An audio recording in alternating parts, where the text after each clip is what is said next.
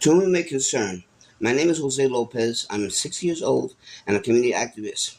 In this letter, I will describe how my elder disabled mother, Ida Lopez Linares, and myself, also being disabled, are bearing witness and requesting your assistance regarding the following matter. We are the former residents and victims of a fire event that took place at 2462 DeVoe Terrace, Bronx, New York, 10468, where on June 22nd, 2025, a fire occurred, which from my witness was a fire that was not caused by lithium batteries as reported previously by the media, but by my observation, the fire was caused by an electric short emanating from the wall of my bedroom approximately 4 feet across from the first floor. I witnessed and heard the event as it began with a series of noise familiar to that of sounds of electrical surges crackling and popping. This was familiar to me as the same type of fire with the same characteristics occurred some years ago that had caused and was confirmed by the then fire marshal by being the same type of electric short, which also began in my attic apartment where I lived there in the same dwelling.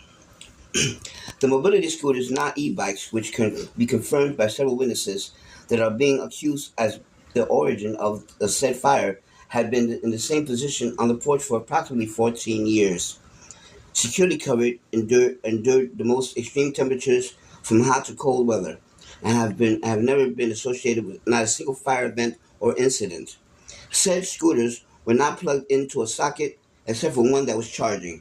All scooters were at least 1.5 feet from any wall, no window, to ignite such a flame where there were any, and there were no explosions. As I struggled to get out of the house to warn my mother of the fire, I witnessed that the mobility scooters were not on fire. My mother, home attendant that was on duty, who was the first person to flee the upstairs, also witnessed that there was no fire on the porch. The house was already starting to be engulfed in flames from the inner wall of the apartment. I was the one who initially called the fire department when I saw the flame begin from the inside and not the outside. Even though I explained to the fire department of what occurred, they continued to run the story and spread across the media even faster. The then fire was mentioned by the news media that were indeed caused by lithium batteries. Mayor Adams of New York on June 23rd had the audacity to use our burned out home as a backdrop to give honor and recognition to the firefighters and to the neighbors whose houses were ruined and people were hurt. And we honored but they made no mention of my mother nor myself being hurt or becoming homeless as a result of this fire. No one acknowledged the possibility that the fire have been electrical in nature and was ignited by either faulty wiring, substandard workmanship, and or materials by contractors and antiquated building structure. Again, no mention that we, the actual tenants of the 2462 DeVoe Terrace, became homeless as a result of that fire.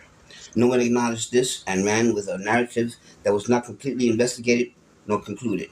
However, the report made it seem as we were the irresponsible ones and culpable ones, endangering the public with much needed mobility vehicles that happened to contain dangerous materials that we did not create nor we were made aware of.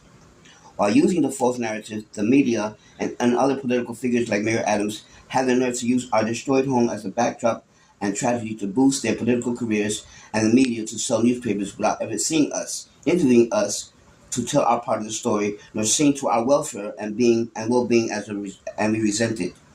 Therefore, we request an official and public apology by the political figures who presented the false narrative, the fired officials that endorsed it, and public recognition for our pain and suffering and loss that was never mentioned, and by the aforementioned public officials in the media outlets. We request a proper retelling of the story from our perspective and provide help for our current situation.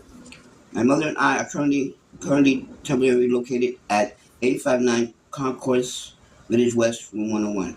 We don't know how long we will be allowed to be there, but this is our facts, not hearsay. Thank you for your kind attention in this matter, and we await hopefully a positive response. Respectively, Jose Lopez.